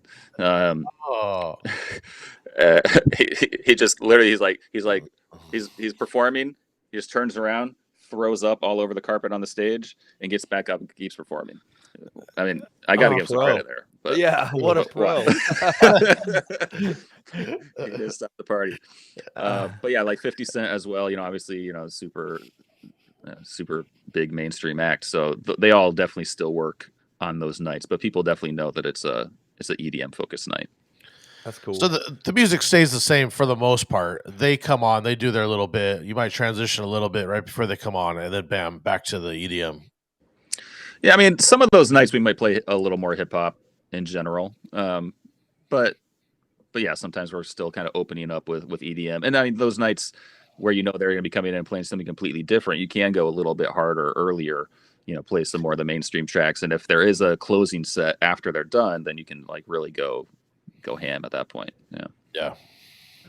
No, that's cool. It's definitely, there's only a few clubs and stuff that I've followed over the years, and I feel like you guys have always been doing it right, and that that company seems to really care about the DJs and I don't know. It seems like they've got a good thing going on. So Thank you. Yeah, definitely appreciate that. Since we're talking about all the clubs, and I know that you're transitioning a lot into weddings, and it seems like you're slammed with weddings these days. What was the progression of getting into weddings? Are you liking it even more? I mean, I personally love it. I love the challenge. I love that every time it's different. What does your wedding setup look like? And, basically what got you into it? Yeah, so when I first started DJing in the late '90s, like having the dopest setup was always a goal of mine. Like I always wanted. At that point, it was like kind of like DJing school events, like proms and homecomings and stuff like that. So I always wanted like the trusses and the lights and like the whole sound and the whole thing. Like that was always a big goal of mine. So the mobile side was always definitely a big focus. And then I was obviously happy to have the club stuff because it's just so fun and obviously is big for the ego. But yeah, I actually DJ'd my first wedding when I was in high school for a pair of teachers that were getting married. So that was kind of my first dipping my toes in the wedding business. And then kind of probably around 2007 is when I officially started my business, like quit my day job that I had at the time and decided to really focus on DJing full time. And that's also when I really started getting heavy into clubs as well. So it's definitely a balance, more club heavy, but still, I don't know, maybe 15-ish to 20-ish weddings a year, probably starting from like 2009, 2010 till 2014, 15 maybe. And then slowly kind of building up to pretty much being booked every weekend with weddings in some form, but still having a good balance between weddings and nightclubs. And then the pandemic happens, and obviously we're postponing all these weddings, which mostly postponements, very few cancellations, and maybe there's some factor of some DJs getting out of the business at the time, so kind of focusing more business our way as some of the few remaining. I'm getting lots of venues and vendors recommending me at this stage as well. I have a lot of great relationships there, so that's really helpful. So at this point, I'm able to play in the club very little because I literally have almost no availability from April till November to even do any club work. How many weddings a year now since then? So before the pandemic, I was like maxing out around 45 personally. And this year, I think I'm doing 88-ish. Which is so nuts for that small of a season. Is just that's bonkers. Yeah, it's crazy. I mean, it started in April. Really, April 1st is when it really started to pick up, and now it's 2 and 3 weddings every weekend. I think I have 14 weekends this summer that are 3 weddings in a row. Which, wow. I don't know. Tips on any tips on how to stay sane during that? Yoga? Oh, man. I'm trying to figure it out, man. It's such a juggle, and especially when you have a family, it's you never have it quite right. You're always trying to figure out what that balance is, and there's good days and bad days, and good weeks and bad weeks, and good months and bad months. Yeah. But I think my wife is in the wedding business as well. She does makeup and hair and stuff, and so she definitely understands. And we definitely, it all comes down to communication on that part mostly, which we don't always get right, but we always keep trying. And so, what's the wedding setup look like? What are you bringing out? Is it change? Does it evolve? Yeah, it's I have a couple different options these days. I definitely bulked up the gear in the last year or so. I have a really nice RCF setup with the 8004 subs and the NL24As for the tops. So that's for some of the bigger weddings. I used that actually for every wedding last year because I was like I got rid of my QSCs. Well, actually, I still have them. I need to sell them, but stopped using the old QSCs. I've been using it for 10 years. I mean, that system compared to the QSC system is like night and day. Oh yeah. Big upgrade for sure. Yeah. And then this spring, I also got the LD Systems Maui 44 G2s, which are really slick looking column speaker with a 15-inch sub. And man, those are crushing it for me Nice. right now. I'm using those I think I only brought the RCFs out on one wedding so far this year. And why did you go with those instead of? I use the Evox 12s, the RCF Evox 12s. So why did you go with those? And I know they're an amazing speaker. Had I Yeah, not owned them before, I would have probably compared them before I went with it. So a friend of mine actually recently got the Evox 12s too, and I think we're going to plan to do a head-to-head with them to kind of see how they compare. I think overall they're probably pretty comparable. I definitely like the look of the LD Maui's a bit better. I think that's really kind of what it comes down to for me, is just the aesthetic. And luckily, the sound has really proven itself in the events that I've used it for. I think anything for 150 people or less in almost any space, those are going to be more than enough. They're going to crush. Weddings 150 or more, I'm more likely to bring out the RCFs. Or for weddings where I really know people want more of that club feel, I'll bring out the RCS for sure. But man, those LDs definitely still have some really great bass for their size, and man, it's kind of wild. Yeah, I've heard nothing but great things about that speaker. So the only bad thing is all the bags are still on back order. Oh, so man. I'm like trying to be so careful bringing these things around, like wrap them in moving blankets and all sorts of nonsense. Like I finally got the cases for the tops, but the sub case with a caster board still on back order. It's been back ordered for like 6 months. Who knows when the hell that stuff's coming in? It's 2022. That's what Supply it is. chain eating us alive. Can't find anything. So that's the speakers. I got the Rain 12s with the S11 in a coffin as my main setup. There, I do have a Rev 7 coming maybe this weekend, so I'll be giving that a shot. Am I frozen for you guys? I don't know. No. Okay. Interesting. What else do I have for lights? I'm huge into lighting. So I have a lot of Eternal Lighting Cube Echoes for uplights. I have the Astera Pixel tubes that I got last year. I've been playing with those. I got one of the other companies owned by the same company that owns LD Systems is Cameo Lighting. I got a couple of those uplights that I've been using as kind of washes. I really like the Chauvet FX Par 9 as a great wash. Has a few different effects. That's been my main thing up until recently. I really wish they'd come out with a battery version of that because it's such a killer light. I agree with that. I totally agree with that. I just use 2 Ape Labs instead because I like their show, the Ape Lab show, and so their battery. Yeah, for sure. And then been using Sound Switch as well to kind of synchronize stuff. Although they're still, for weddings, Sound Switch is great for the dance set.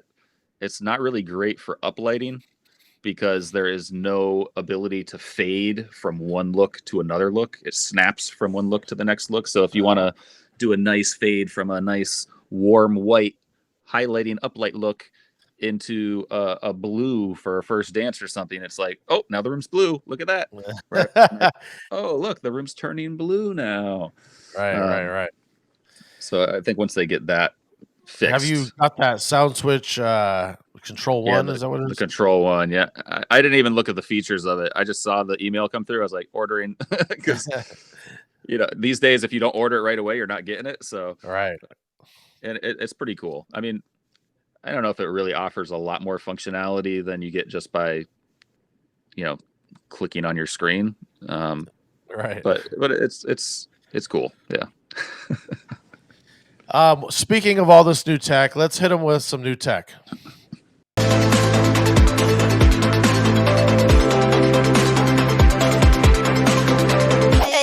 yo, I need some new technology. I gotta fix these. I gotta update them. I don't know. Love it. I like how you worked in the music reference with the AO technology in there. There may or may not have been some weed late night, and I was just like goofing off, and they stuck. So yeah, good times. So Yeah, is there any new technology that you're enjoying? We were just talking about, you use Sound Switch and you've got a S11. Is there any a dongle, adapter, a camera, anything else that you really like and that you use?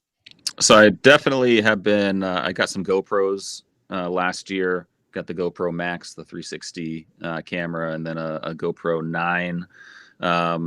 And I've been setting those up at a lot of events, mostly weddings, but I've been setting them up at the club too, and just trying to get more general content. Um, so I At have. events, do you have like a trick? Do you put? I've heard somebody attach like a battery pack to it, or you put it on a mic stand, or how are you getting it up, and how are you positioning these? Yeah, so I have these monopods that I got on Amazon. I think they're about $40. They have blue feet. So if you're looking on Amazon for monopods, they're the ones with the blue feet. They get up about 6 feet. So I'll put the camera on there. I'll run a battery pack down at the base. Usually tape it to the base. I might add actually like put a roll of gaff tape around the base to add a little more weight down there so they don't go tipping over. I'll usually try and have the 360 set up around the DJ booth, either on the table, kind of up high, or maybe right in front of the mixer. Trying to capture more of direct footage of me and the crowd in front of me, and then I'll have the other GoPro kind of set off to the side, maybe looking at the setup or from the edge of the room or somewhere else to kind of get an alternate angle. So I have, all these events that I have all this footage from, and zero time to edit any of it. So it's all just taking up space. And I don't know. Anyone listening, we need full-time DJ video editors. You got more work than you know what to do with. Oh man, if that's a thing, let's make that a thing. Yeah. There it is. Anything else? What else? I mean, yeah, I kind of mentioned a lot of the other newer things that I've been using. I mean, obviously, I got the new M1 Max laptop this spring. I'm definitely loving that. It's 14, 16? 16 for sure. All Does that maxed go for out. everything? That's everything? Yeah, Does that stay at home? Does that go to the club? Everything? it goes everywhere. It does go everywhere. And then I still have a 2017 MacBook Pro, the one I was using previously, that is my backup now. So that's kind of just there, ready to go if I need it. But yeah, this thing is my workhorse. Goes everywhere, for sure. Sweet. We've both been using M1s too, and just the M1, there's just night and day difference too. Like the thing that I notice the most is it doesn't get hot, and the battery life lasts forever. I don't know. It's amazing. It's really amazing. It's so good. And like those 2017, well, the ones before this, the heat issue is, I'd never really actually run into it because I'd always used my Berkeley laptop for ceremonies, which has been a 13-inch, like 2013 or 2014 MacBook Pro. So it had a nice fan in it, has always been fine. And when I transitioned to this new laptop, I was like, you know what? I'll use my 2017 MacBook Pro for ceremonies. And you know what? That shit does not work because Nope. it immediately overheats with even. I got this umbrella to put on my ceremony system to cover it. No, Yeah. it doesn't matter. Yeah. If Trash. a light breeze of heat, and it will just stutter and spit, and Yeah. it's the worst. Yeah. How do they do that? How do they? I don't know how they ever sold laptops or actually got bigger during that era, right? They were even bigger than ever during that I era, know. and now they went back and started listening to people. They're like, oh, people want fans, and you want it thicker. Oh, here you go. Oh, you want You want it to like work. ports. Oh. You want to pay $5,000 for a laptop and use it regularly. Here you go. Exactly. Well, our only other segment we have left. We have Well, two. What's in your bag? What's in your bag? Which we can't play the video for because we'll get flagged. Because it's major bag alert. So that's just gonna be it. We can do what's in your bag. What's in my bag? So I have like 5 bags, but in my main laptop bag, I always have my wedding schedule on a clipboard. Nice. That's the main thing. Have a backup power supply. I have a hardwired microphone, RCA to 1/8 inch cable, lots of different USBs and all the cords, some backup hard drives, the Apple USB-C to HDMI adapter. Oh yeah, gotta have To that. go to. AA batteries for sure. Business cards. Can't forget the business cards. I think I have some breath strips, which Jay Spring would be very proud of. He put me on the breath strips. I have a not used but definitely beat up mask in case I need one of those. Still, that kind of. Time. I have some throat drops and an Apple AirTag that I just put in there last week. So that's There we go. yeah, that's what's in the bag. I just got an Apple AirTag to put in my bag too. I want to stay on top of that. Yeah, I saw someone had posted something about it, and I was like, you know what? I'm gonna bite the bullet. I bought the 4-pack, and put one in there, put one in my trailer, put one. Smart. You hide it? Are you hiding them somewhere? I almost feel like So there's a little Pelican holder you can get for it that has an adhesive on the back. So I put that inside the trailer with a little AirTag in it. Then I put one on my keys and my wife's keys. Yeah. So now, so part of the drive to get that was my wife keeps losing her keys lately. So now I'm just like, hey, just tell Siri to find your keys, and now you don't have to ask me. It's so funny. That's exactly the reason. My wife called me the other day. Where the fuck are my keys? And I go, didn't you just get home? And she goes, that's not the point. And I'm going, oh, dude, why would I know where they're at? Yeah, like a few weeks ago, I ended up somehow with both keys to her car in my pocket, and I was at an event, and she had to go to work, and so she was freaking out. She had to take an Uber to work, and I felt pretty bad about that, but. It's like, but if she just kept track of her keys, it would all be fine. I don't know how they ended up in my pocket. I don't know. I don't know. I have no idea. I'm innocent. I would like, before we get to another segment, and I don't know how much time you got left, but I just wanted to talk about Remix Report, and we mentioned how much it meant to us, like kind of coming up and what you did, and you even gave like a great example of it. Just curious, kind of what made you guys really do the jump into just, hey, let's start this thing for DJs. I mean, this is way before anybody was doing stuff like this. It's wild. Yeah, we started that, I want to say January 2010 was when Remix Report came online. It was really Jay Spring's idea, although, coming from that teacher background, I'd been thinking for a while, like, I want to do something out there to further the culture and kind of put my own voice into the mix. And then he came to me and was like, hey, I just read this Gary V book, which is like Gary V's first book, Gary Vaynerchuk, and he's like talking about how you have to put out content and stuff. So he was all about this Gary V book, and I read it, and he kind of had the initial idea to start Remix Report, kind of, and I was like, that's freaking perfect, because I want to do something like this too. I'd kind of been thinking about a similar idea. So we kind of came together, started putting together the concept. I think he came up with the Remix Report name, which I just think is just such a dope name to begin with. So props to him for that.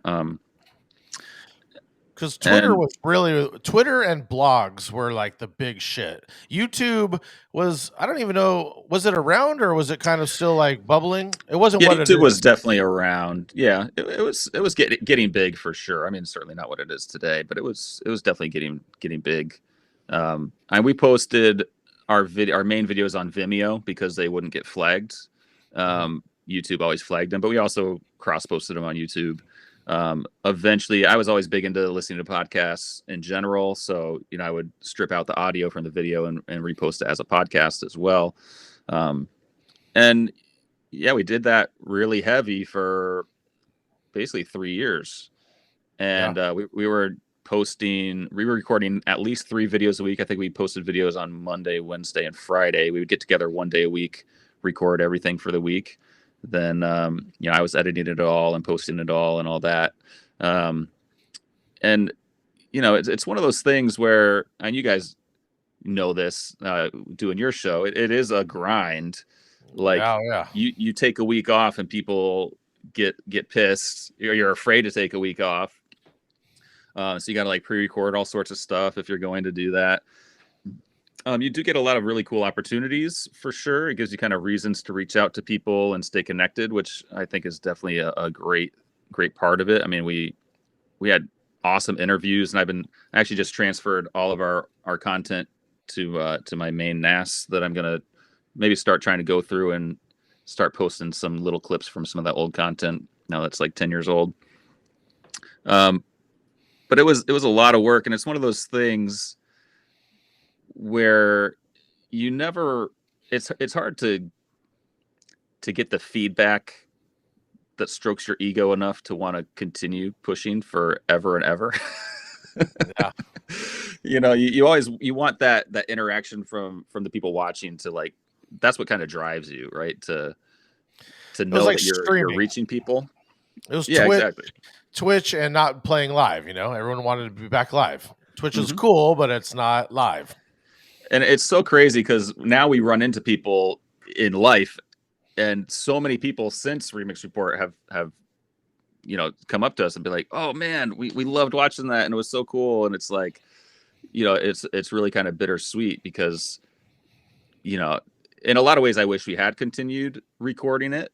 It got to the point, from my perspective, where a lot of the record pools and other people in the industry were starting to put out similar content, not exactly like us, but definitely pushing into that realm.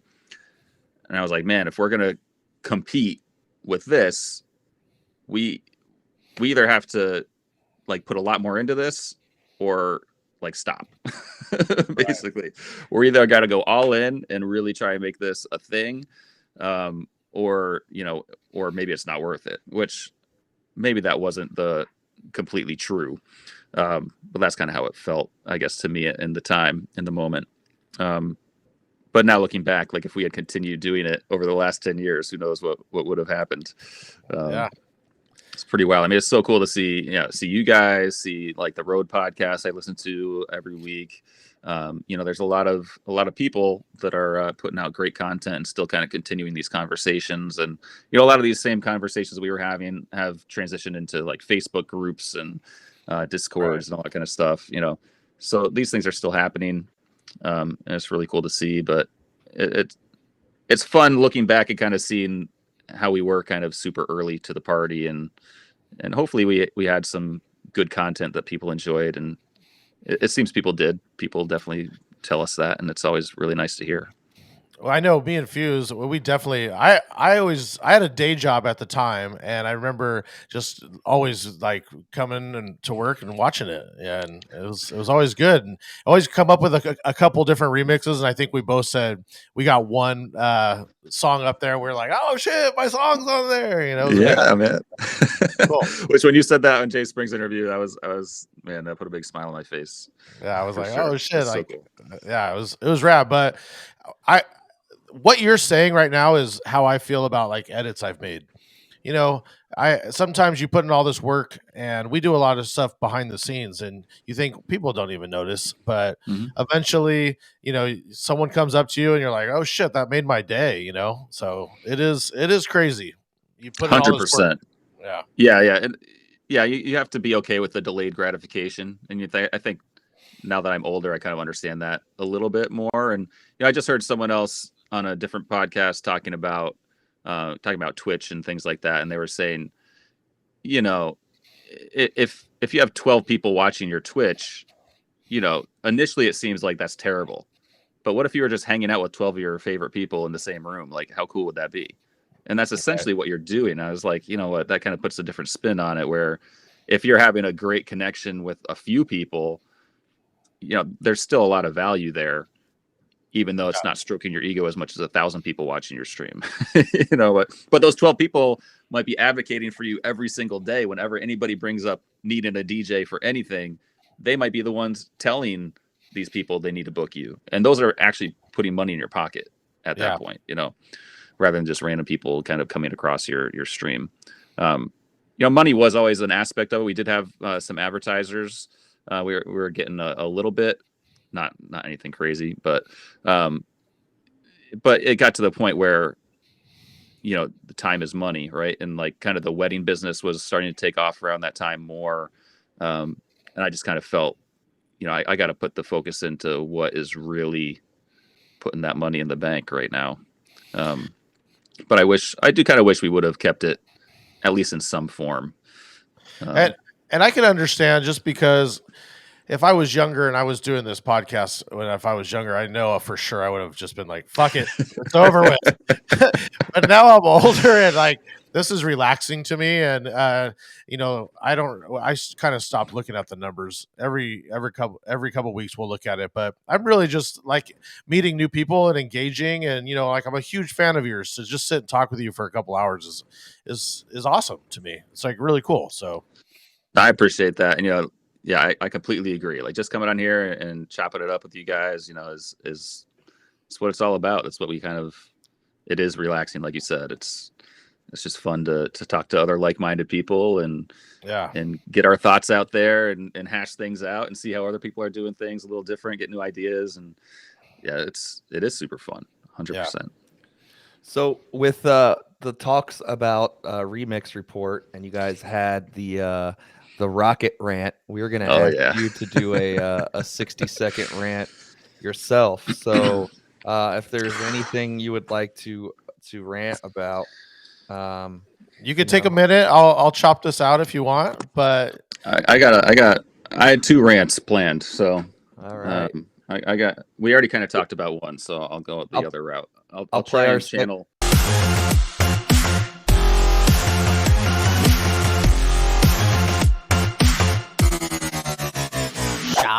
Shout, let it all out. All right. Sorry, I didn't mean to cut you off there. I accidentally hit the button too quick. They but get better and better. I don't know. That's a Skrillex original. Love it. So I will try and channel Solar's as much as possible. I won't be able to. He does the rants the justice they deserve. But my rant today is about photographers and videographers' bags and equipment. Fucking find somewhere else to put it. All right. I just set up this amazing looking DJ setup. I have this custom facade that I built. I spent weeks building this out of wood and paint, and it looks beautiful. And my speakers look great next to it. And I have my lights, my beautiful Astera light tubes that are very expensive. And I love the way they look. And the couple loves the way they look. The venue loves the way they look. Everybody tells me they love the fucking way they look. You know what they don't tell me? That they love your fucking stand that is on top of my speaker, and your big orange bag sitting next to my speaker, and your orange extension cord going across the room right next to my taped down extension cord that looks beautifully in line with the angles of the room. Fuck off. This makes me so happy because this weekend the photographer came up to me, and I had the Toad booth, I had the TV, and we were going to be doing a custom. Oh, nice, yeah. We were going to be doing a video recording of the best man's speech who couldn't come, and they're like, "Can I put my bags here?" And I'm going, What? I'm in the middle of the room. It's like all the presentation. They're only going to think it's my fucking bags. What do you mean? Put them anywhere else, dude. Why here? You got a whole room. You see this whole room? You have all of it. You can put it anywhere. You can put it in the corner where it belongs. Like, so I can't even take a picture of my fucking setup to post on Instagram because there's shit everywhere. Yeah. What do you tell them? Can you just play this rant back for him, or? Actually, so a few weeks ago, I was working with a good videographer friend of mine, and I kind of said this all to him, and we all laughed about it. But he knew I was serious, but also joking around with him. And I think more of them are starting to understand a bit, because even them asking is kind of indicating that they're aware that their shit sucks and they're doing the wrong thing. So, obviously I want to be as accommodating to them as possible as well. I don't want to be a jerk to them. I don't want to make their job harder or whatever. We're all kind of on the same team trying to make this event happen. So I might just try and redirect them though to a better position for their bag rather than on top of my speaker. Yeah. I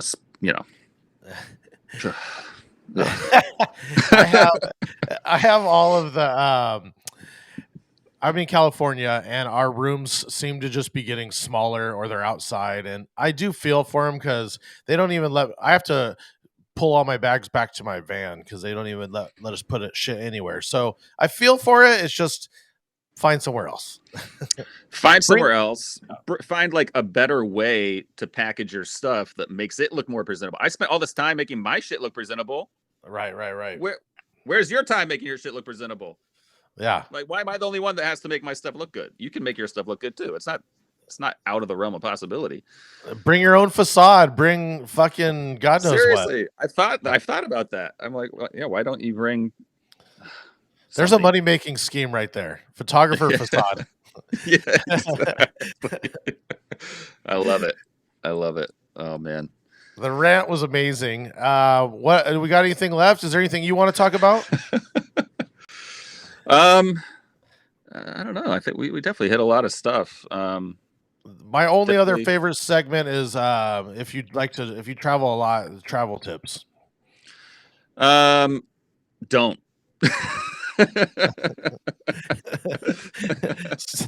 Stay home. Make your money. My one travel tip is don't get blackout wasted and then dropped off at the airport expecting to make your flight. I'm guessing there's a story for that. There might be a story about that. Possibly missed a flight in Florida one time when Super Seed brought me down there to play at a spot, but and had to DJ back in Connecticut that night, so I did have to find another flight. It's always interesting when you wake up like 3 or 4 rows of seats in the lounge away from where you remember being, and TSA looking at your bag in the place you were before but are no longer. That might have happened. I'm pretty sure the money I made on that trip was a wash by the time I rebooked the flight, but it was a good time. That's what being young is about. Good times, memories, or not so much memories. The memories that no longer exist. Yeah, that's my best advice. Yeah. All right. Well, hit us with your websites, social media, anything you want to promote, where they could register for your classes. Sure. Yeah. Everything's at The Real DJ JD. Don't go any of those fake DJ JDs. Just the real one. So you can find me anywhere there. The wedding business is Dawson Entertainment, so you can find us anywhere there. You go to berkeley.edu if you want to go to music school and possibly take any of the DJ classes as an elective or whatever. That's always fun. And check out the club stuff at bignight.com. Check out our venues and all that stuff too. And for the college, if they want to go, is there like a minimum? You have to have graduated high school. Is there any? Yeah, pretty standard college requirements. You have to have graduated college. It's always been up until at least very recently. You have to play an instrument, I think, and be like pretty proficient at that instrument. Part of the curriculum is taking private lessons on your instrument, and kind of, the core music theory and all that stuff is a big part of the education. Although I think some of that might be changing a little bit as they get into some deeper music business side of things, where people might not be or need to be as musically proficient, but are more into the music business side of things. So yeah, pretty standard kind of college stuff. But if you're in that music side, want to do music production, recording, songwriting, music business, performance, any of that stuff, definitely check it out. Dope, dude. Well, such an honor to have you on, dude. Giant fan. Yeah, big shout out, JD. Thank you. Thank you guys for having me. It's been a real pleasure, honestly. Thanks. And we just want to say thanks to all the listeners who have been listening, and that, we appreciate all the feedback. Like we talked about in this episode, sometimes we don't get to hear a lot of feedback. So the people that do reach out and say things they like or say things they don't like, we actually do enjoy hearing both. So make sure you're subscribing to the YouTube channel. Make sure you're subscribing to the podcast on iTunes podcast. We also appreciate any comments in the comments section of the videos. If you have questions or whatever, anything, let us know. And until next time, we'll see you later. Peace. See ya. See ya.